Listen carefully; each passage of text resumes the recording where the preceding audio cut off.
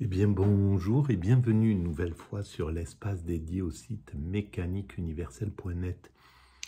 Le site qui vise à démontrer que l'humanité dans son ensemble évolue vers son ultime perfection. Nous construisons, sans le savoir, l'ensemble humain construit, sans le savoir, la perfection pour nos futurs descendants.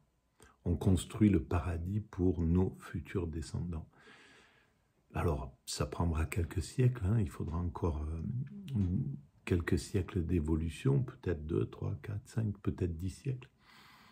Mais nous avons fait la plus grande partie du chemin depuis que nous nous sommes séparés des autres primates pour devenir l'humanité que nous connaissons. Donc, pour préciser cette théorie, je m'appuie parfois sur des vidéos que je rencontre, que j'écoute sur France Culture la plupart du temps. Et là, j'ai entamé une réflexion à partir du Gai Savoir de Nietzsche dans l'émission Avec Philosophie. Donc c'est la 3e vidéo, je lance la vidéo, on écoute, et puis je commente éventuellement, et je découvre en même temps. Voilà.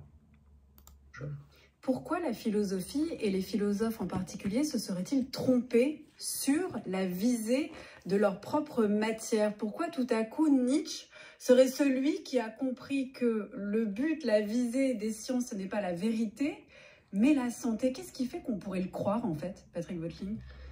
Alors, le croire, il faut... Et c'est très intéressant parce que, évidemment que Nietzsche a raison, c'est la santé.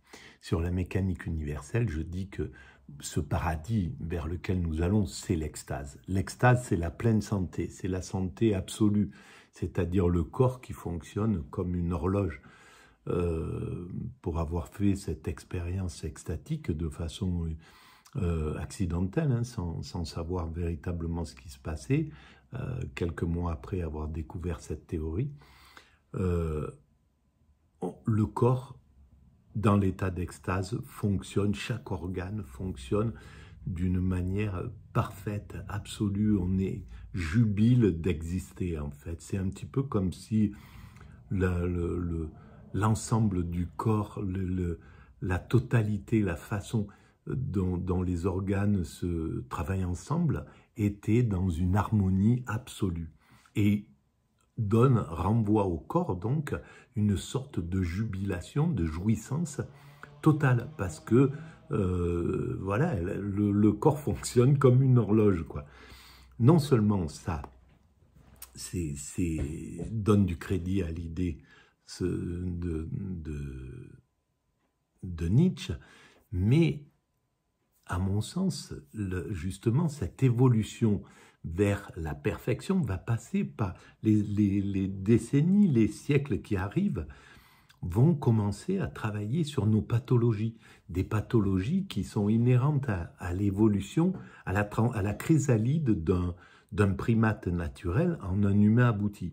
Dans cette transformation qui prend des millénaires, des centaines de milliers d'années, parce qu'il faut maîtriser ses pulsions, il faut maîtriser son comportement, etc. Donc c'est quelque chose qui est difficile pour l'être humain de domestiquer son désir de s'affirmer aux dépens d'autrui, de s'affirmer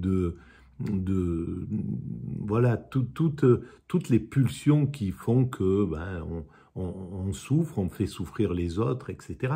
Donc, tout ce qui engendre ce que nous appelons, entre guillemets, le mal, c'est lié à ces pulsions. Eh bien, progressivement, là, on rentre, par exemple, depuis quelque temps, dans la psychologie. La psychologie commence à prendre vraiment une influence importante dans l'humanité. Eh bien, ça, on ne va pas cesser de le sophistiquer. Dans quelques décennies, dans quelques siècles, on soignera le mal à la racine. Les enfants seront tout de suite détectés s'ils sont dans une souffrance, s'ils vivent quelque chose de difficile chez eux, s'ils sont...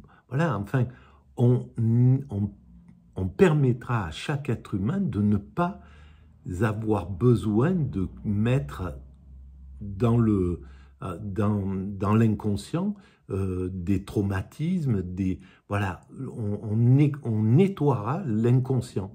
Donc, en somme, l'être humain, avec un inconscient propre, entre guillemets, on pourrait dire, ben, il est apte à l'extase beaucoup plus facilement, parce que cet inconscient, il nous impacte dans le conscient, il nous impacte ce que nous avons vécu de traumatisant dans notre enfance. Eh bien, ça impacte toute notre vie, ça impacte la façon dont on parle, dont on se conduit avec nos conjoints, dans la façon dont on se conduit avec les autres, etc. Donc, tout ça, c'est impactant. Alors, on va soigner toutes nos pathologies. C'est qu'une question de temps. Ça prendra peut-être 1 siècle, 2 siècles, 3 siècles, peu importe. Mais on parviendra à un moment à la pleine santé mentale. La santé physique, on a choisi de la soigner pour l'instant, et c'est légitime, de la soigner techniquement, c'est-à-dire de faire des opérations, etc. On voit à quel point la société, elle évolue dans l'inconscience, parce qu'on sait très bien que le stress, par exemple, est un facteur de maladie inouïe.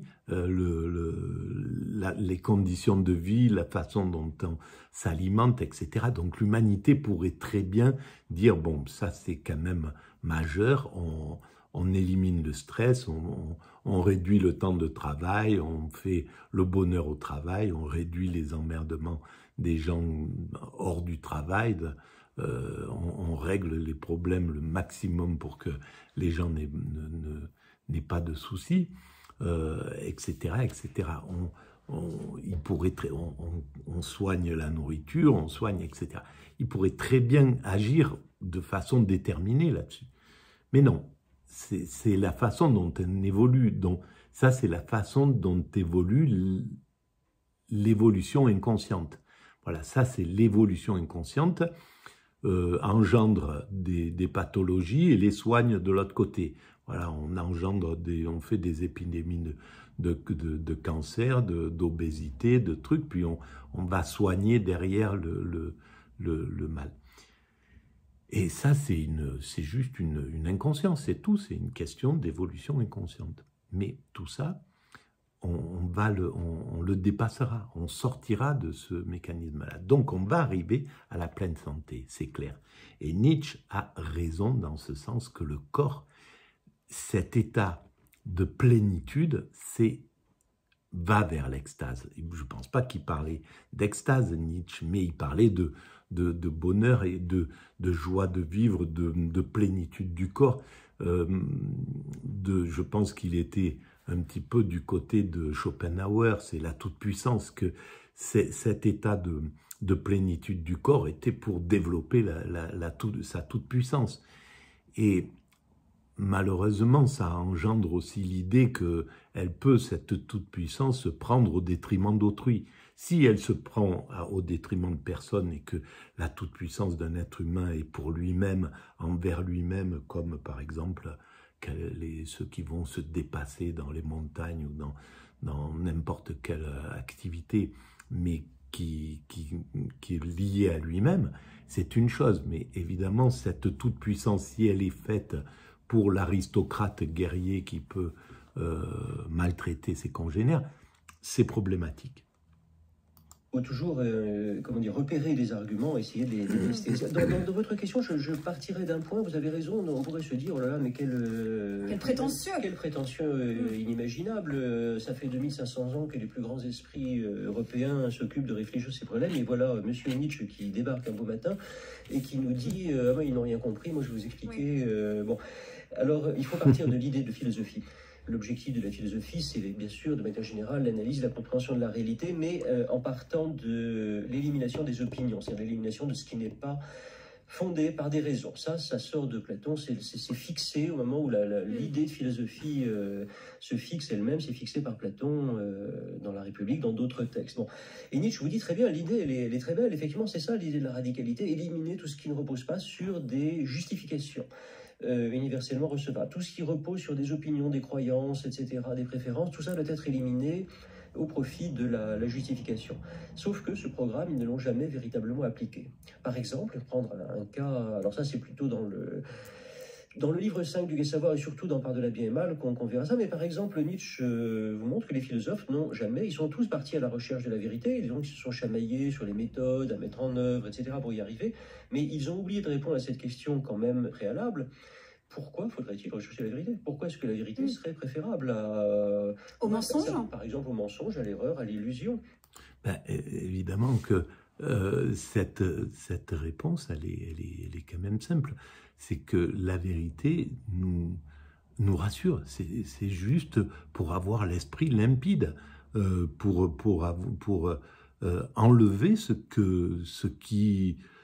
qu'on ne comprend pas encore. Pour la vérité, c'est en fait éclairer quelque chose qu'on n'a pas compris ou qu'on estime ou qui est faux.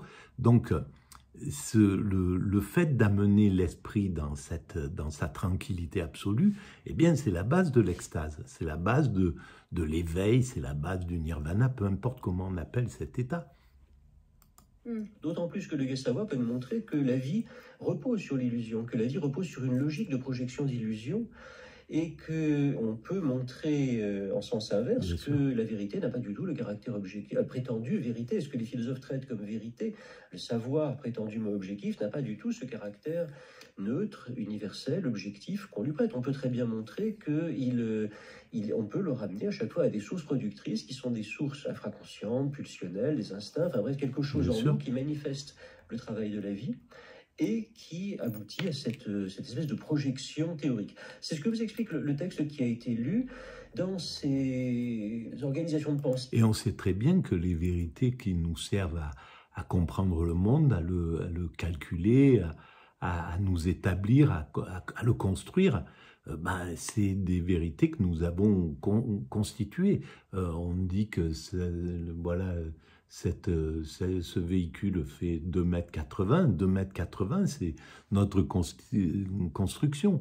On dit que l'air est composé de tels et tels éléments, mais en réalité, ce qui est important, c'est un animal vit dans la vérité sans avoir besoin, nos cousins primates, ils n'ont pas besoin de connaître l'étendue, connaître combien que ça c'est 1 mètre, que ça c'est 1 kilo, que ça, etc. Et ils vivent dans une parfaite harmonie. Nous, on a eu besoin d'inventer tout ça pour pouvoir construire notre monde. C'est uniquement pour construire le monde et l'amener à sa perfection. Mais la perfection, c'est pas ces règles qu'on a inventées pour pouvoir le comprendre. Ces règles-là disparaîtront quand on aura atteint la perfection. Dans l'extase, on s'en fout que ça fasse 1 mètre, que ça fasse 1,50 m. On est dans un autre cas de figure. Donc, les vérités ordinaires qui nous servent à vivre, même ce qu'on dit, ça s'appelle ça on a décrété que ça s'appelle une voiture, ça une échelle, ça une table, ça une chaise, mais tout ça c'est des constructions. On peut vivre sans avoir besoin de décrire ça, une fois que l'humanité a atteint sa perfection. Je parle toujours de cet état-là. C'est qui se prétendent toujours, bien sûr, objectifs, neutres, réels, véritables, transcendantes légitimes, aussi. Oui, transcendantes, etc. En réalité, il y a un certain type de corps, c'est-à-dire un certain type d'organisation de la vie qui s'exprime avec ses priorités, avec ses préférences, etc. Là, dans le cadre qu'on évoque, c'est-à-dire l'assimilation de la philosophie à la recherche de la vérité, on est typiquement dans le cas d'un type d'organisation de la vie. C'est ce que Nietzsche appelle culture en général. Culture, ça fait une forme d'organisation de la vie humaine. On est typiquement dans le cas de cette forme de vie qui s'est imposée avec Platon, mais qui n'a pas toujours été dominante en Europe. Auparavant, il y avait autre chose. Dans la Grèce tragique, par exemple, il y avait tout autre chose. Mais depuis Platon, la puissance du platonisme a été telle que... Et puis le relais du platonisme par le christianisme a été tel que une certaine vision des choses s'est imposée, Cette vision qui consiste à dire, eh bien, le plus radical, c'est la vérité, et donc c'est ça qu'il faut chercher, c'est ça que la philosophie doit rechercher. Là, il y a une illusion, et une illusion ou une erreur, c'est pas forcément grave, mais certaines sont dangereuses. Celle-là est dangereuse, justement. Pourquoi c'est dangereux? C'est dangereux parce que ça conduit à survaloriser justement le transcendant, comme vous le disiez, c'est-à-dire ce qui est suprasensible. Ça, c'est très clair dans le platonisme. Si vous regardez les valeurs du platonisme ou les valeurs du christianisme, qui sont une espèce de platonisme simplifié, qui est la version qui nous est plus familière aujourd'hui. Alors, oui, il a aussi raison là-dessus de pas privilégier le transcendant. Simplement, ne pas, inversement, il est important de ne pas le nier sans raison, sans réfléchir, sans réflexion. Évidemment, le transcendant, et d'ailleurs l'extase, lorsque je dis nous atteignons la vérité à travers l'extase et au contact des choses, de cette immatérialité qui compose les choses, c'est quand même le corps qui parle. On n'est pas dans le transcendant, on n'est pas dans le fait de privilégier cet au-delà. L'au-delà, on peut le penser, un au-delà de la matière, qui est pas un au-delà de l'univers, mais un au-delà de la matière. On peut le penser. Déjà, les scientifiques nous montrent qu'il y a un au-delà de la matière, puisqu'elle est composée d'immatérialité. Donc il y a un au-delà, forcément, naturellement. Donc c'est juste ne pas négliger cette idée. Mais évidemment, il a raison de ne pas privilégier que le corps est fondamental. D'abord, il est fondamental pour expérimenter l'extase. Et si cette immatérialité s'est incarnée dans l'univers, en matière, et à travers cet univers, la Terre et le vivant, et l'évolution du vivant, et l'évolution de l'humanité, l'apparition de l'humanité, l'évolution de l'humanité, c'est qu'il y a une raison. Sinon, il aurait pu rester, cette immatérialité aurait pu rester immatérielle. Donc, s'il y a quelque chose plutôt que rien, comme dit Leibniz, c'est que le principe à l'origine de ce quelque chose voulait qu'il y ait quelque chose. Donc, en somme, Dieu veut qu'il y ait de l'incarnation. Et donc, l'incarnation n'est pas à négliger, même si on ne doit pas en faire la toute-puissance non plus. Oui, qu'est-ce qui est valorisé? Mais l'au-delà, la vraie vie, c'est pas la vie sensible, c'est celle qui viendra après, il y en aura une après. L'homme, c'est pas seulement un corps, c'est aussi une âme, et l'âme, elle est immortelle, elle va survivre, et la vraie vie, c'est celle de l'âme, et le vrai savoir, c'est celui qu'aura l'âme quand enfin elle sera libérée de ce casse-pied qui est le corps, qui vient la troubler sans arrêt, qui vient créer des erreurs de perception, etc. etc. Donc, mais qui sait que voilà, on ne peut pas affirmer le contraire. On ne peut pas affirmer cette chose, ni son contraire. Donc, ce n'est pas quelque chose qu'on doit non plus repousser. Mais je ne pense pas que Nietzsche le repousse comme ceux qui disent « il n'y a rien, il n'y a pas d'au-delà, il n'y a pas d'âme, il n'y a pas de... etc. etc. » L'athéisme pur. Je ne pense pas qu'il soit dans ce cas de figure. Mais ça, c'est à bien creuser, parce que c'est juste une intuition de ma part. Nietzsche vous dit la logique même, finalement, de cette production de pensée est entièrement orientée par le dénigrement de l'existence. Du corps et de la vie. Absolument, de la vie dans ses conditions organiques fondamentales. Car sans conditions organiques, il n'y a pas de vie du tout. Et comment faire? Parce qu'il est quand même d'accord, Nietzsche, avec l'idée que la philosophie doit être une élucidation de la réalité, et d'élucider la réalité avec des raisons. Or, c'était quand même une bonne idée de la part de Platon de dire « écartons tout ce qui tient au corps et à la vie, puisqu'elle est trop instable, elle est trop confuse, elle ne nous permet pas d'assurer, de donner raison à la réalité. Donc autant extraire la réalité du réel d'une certaine manière. La bonne idée de Platon, vous avez raison, c'est pas tellement ça, c'est le geste antérieur, c'est-à-dire de faire la différence entre l'opinion et ce qu'il appelle la science, hein, techniquement l'opposition entre l'opinion et la science chez Platon, dans la République par exemple, c'est-à-dire éliminer tout ce qui ne repose pas sur des raisons. Et là Nietzsche vous dit oui, l'idée de philosophie, elle est tout à fait légitime quand elle est pensée comme ça. C'est sa mise en œuvre qui ne va pas. Et ensuite, ce qui est critiquable, que je voulais, c'est qu'on peut montrer génétiquement, généalogiquement, en quelque sorte, que le soi-disant suprasensible, le soi-disant purement rationnel, le soi-disant transcendant, eh bien, on peut justement montrer qu'il dérive, en fait, une construction qui dérive de l'activité du corps, de certains types d'instincts, certains types de pulsions. Désignons par là, si vous voulez, les régulations inconscientes du corps, pour faire simple, qui varient selon les types de vie, selon les types d'hommes, selon les types de culture, mais dans le cas du platonisme, il y a cette espèce de poussée du corps à son autonégation. Voilà, alors, par contre, oui, mais cette quête de vérité, ben, elle a continué après Nietzsche, évidemment. Et c'est ce qu'on retrouve chez Husserl, par exemple.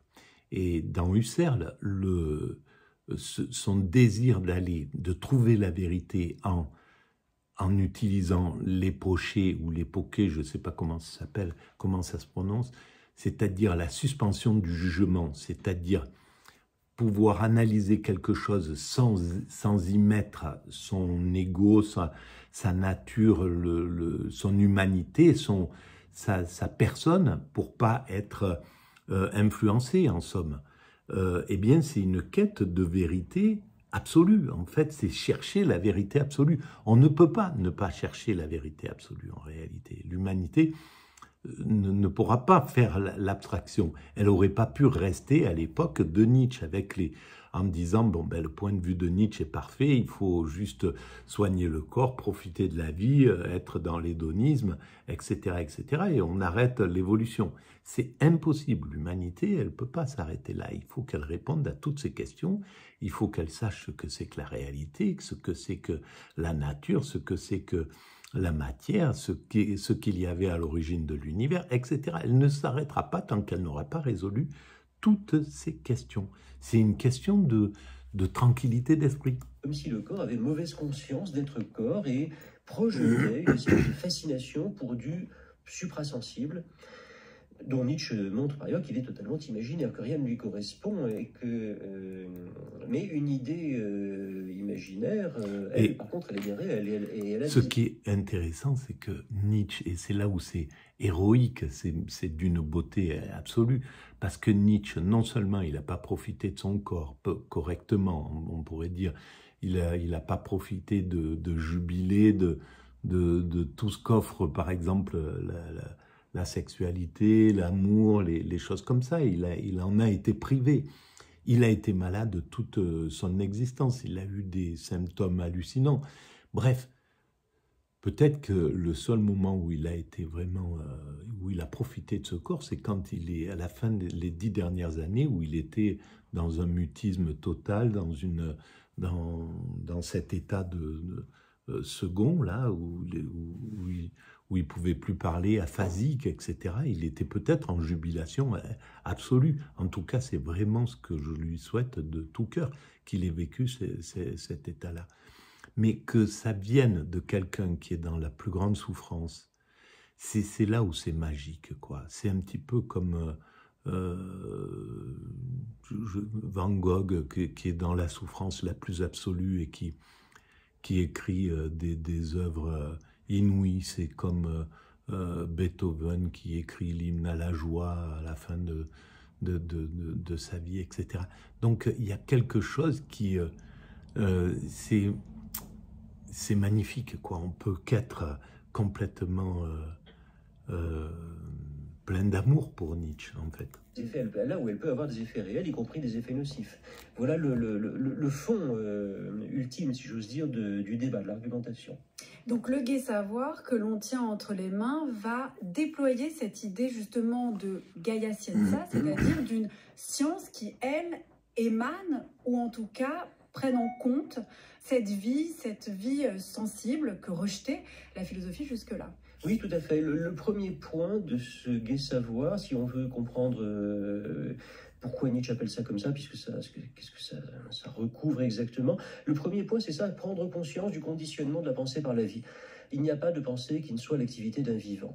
Donc, à partir de là, effectivement, le type de produit engendré, le type de pensée, le type de doctrine, le type de croyances qui sont produits par ça, ça traduit les besoins d'une certaine organisation de la vie physique, de la vie corporelle. Bon. Ça, c'est la première chose. Et dans le premier livre du Gai Savoir, Nietzsche va y insister très très longuement en passant en revue toute une série d'activités, la morale, l'art, la connaissance, etc., pour montrer qu'elle se ramène à chaque fois à ce schéma. Et c'est comme ça qu'il construit progressivement cette idée de Gai Savoir.